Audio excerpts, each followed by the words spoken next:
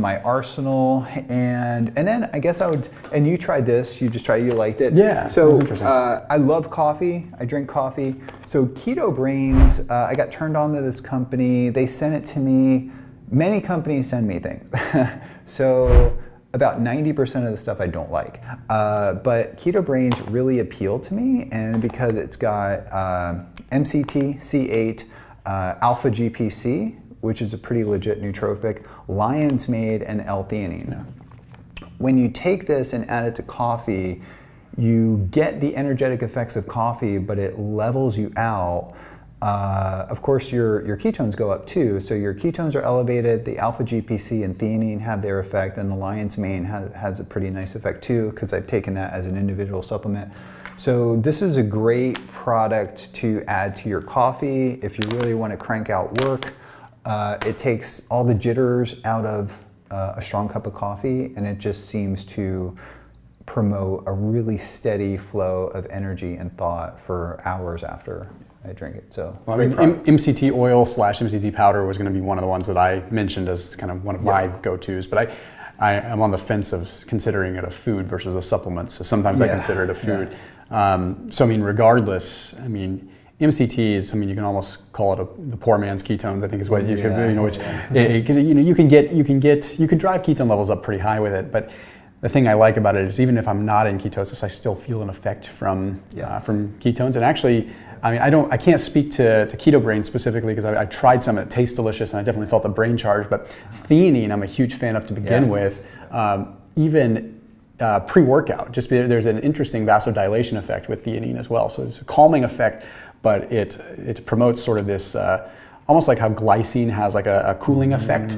So it triggers kind of this vasodilation to different areas, which I've noticed that I actually get a tremendous pump with it. So if you're working out, it's just something to consider too. So I actually have theanine in my backpack. I take like 100 or 200 milligrams of theanine. I love theanine. Yeah, about 400 is what I take, but I take it maybe once or twice a week for like if I'm giving a lecture or something like just that. Brain calms down. And it combines nice with caffeine, so it takes the anxiety-inducing effects of caffeine and just kind of levels it out. I drink a lot of green tea because of the naturally occurring theanine, right? I feel like I get 60, 80 milligrams of caffeine with the 40 to 60 theanine that's in it. It's like a nice, like that's why the difference, if you ever have tea versus coffee, a lot of times you'll feel like tea just doesn't amp you up as much. And for sleep, I take melatonin, and I think there's good brain neuroprotective effects of melatonin. I don't have melatonin here, but I do have True Kava makes Kavaplex, and so this is something I think is really cool. And then they have drinks too. And if maybe you have a problem with alcohol and you want to kick the alcohol habit, or just want to supplement alcohol with something, the True Kava gives a nice little buzz, a nice calming effect. So this is, I recently got turned on to it. I tried it and I liked it, which is rare, you know. So I like this idea of Kava as something like an after work kind of, it almost picks you up too. There's a Kava mind, which kind of seems to focus. But I feel like when I take something that calms me down, I feel more focused. And occasionally I'll take something like Phenibut, maybe once or twice a month or something. And I do notice that GABA makes me more energetic and focused in that context. And maybe there's a little bit of dopamine effect from that too. So. Now, Kava is interesting stuff. They've been on my channel a couple of times, and it's very interesting. It's like you get the social attributes of alcohol, like that social kind of barriers being dropped, where you feel like more social without the inhibitory effects of alcohol. Like you don't feel inhibited, you don't feel intoxicated. So it's pretty interesting stuff. I think regardless of keto, that's a very interesting compound. You know, one that we were talking about that we don't have here that I'm a huge fan of is almost said CLA, still CLO, so cod liver oil. CLA is actually interesting too, but I just get that straight from heavy cream. I don't need to take a supplement for that. But cod liver oils, because I'm a huge fan of vitamin D. And there's some interesting, it's sort of convoluted, but synthetic forms of vitamin D I still think are really solid because we have such a vitamin D issue in the world right now. But a bioavailable form of vitamin D is pretty interesting, and that doesn't deplete retinol A. So with cod liver oil, I feel like I can up the dosage quite a bit and get a good dose of vitamin D that way. So you're turning me on to that, so I might switch. Yeah, it's and I don't think that.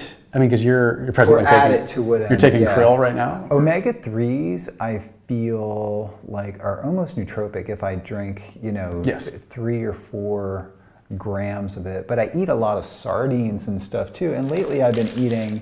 Not a supplement, but a mackerel packed in olive oil. That's the highest fat fish you can get. Yeah, and I've done Wild Planet. They make a good one. This is Seasons. I get it on Amazon.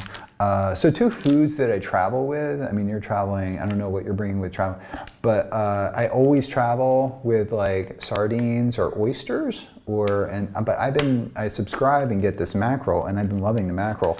But also, and people may flame me for this, but it's tasty pastries are pretty cool. So I actually almost one per day, and this is the chocolate cake version. I mean, the taste is amazing. My CGM is completely flat, and if I compare it to something similar like a Pop-Tart, which I tested, which shoots me up to like over 200, this is like has a completely different no effect, and it tastes just as good or better. They're a good company. I actually haven't tried their Pop-Tarts. I know back when they were making different kinds of almonds and stuff like that, I tried Legendary. Yeah. So I have to try that. I mean, I don't eat a whole lot of like packaged foods. I'm pretty much a whole foods guy, but I mean, if there's one crutch that I have, it's this, and man, I mean, it's basically just protein and no glycemic response, and my GI system tolerates it really well. So, I tend to love them. I think another one that you and I both take that we don't have at the table is,